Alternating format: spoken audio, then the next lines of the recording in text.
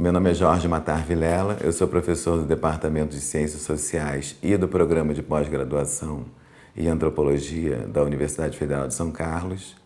E as minhas linhas de pesquisa são de Antropologia da Política e da Democracia, da Violência e da Família.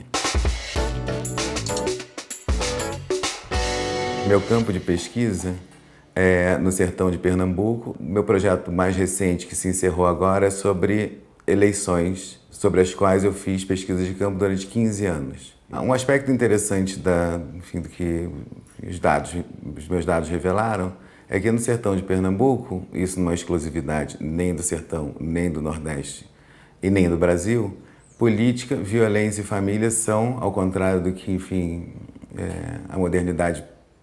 propõe para nós, são esses três aspectos que são indissociáveis uns dos outros. Não se faz política no sertão de Pernambuco, por exemplo, sem a influência da família e, sobretudo, sem a influência da memória sob a forma genealógica. E vice-versa, esse é o aspecto mais interessante, não se faz família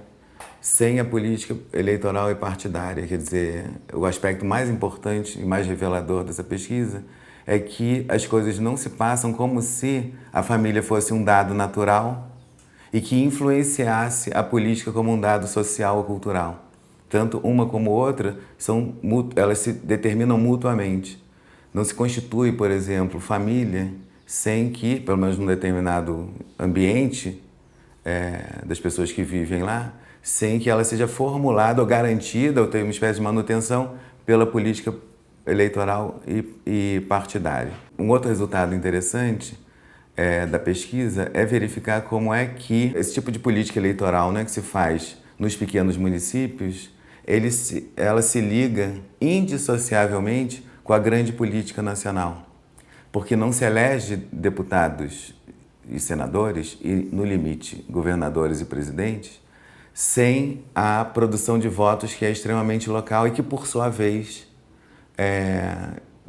estabelece esses laços indissociáveis entre família e política, de modo que as coisas funcionam como se fosse um sistema de segmentação em que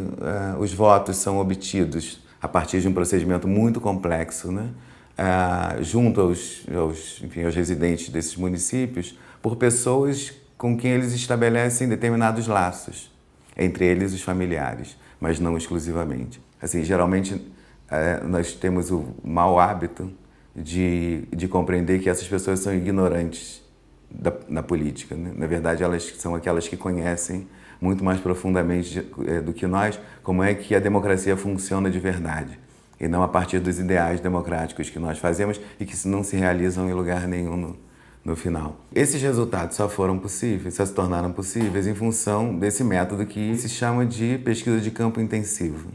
que envolve a coabitação com as pessoas. E isso me permitiu, por exemplo, testemunhar uma série de coisas que, em geral, uma pesquisa por questionário, por entrevista, não permitem, como, por exemplo, verificar, visitando, junto com os políticos, as pessoas junto a quem eles iam procurar os votos, como é que, a partir das visitas, se finaliza o processo de persuasão.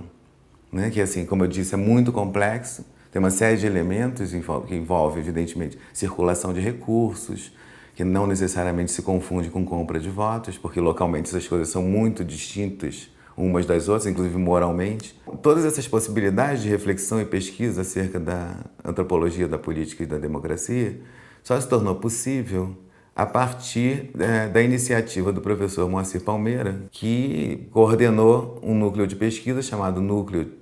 de Antropologia da Política, e que o ponto de partida era precisamente adotando uma certa metodologia antropológica, estabelecer como ponto de partida que política precisava ser definida segundo aquilo que, as pessoas entre as quais a gente vai fazer pesquisa definem como política.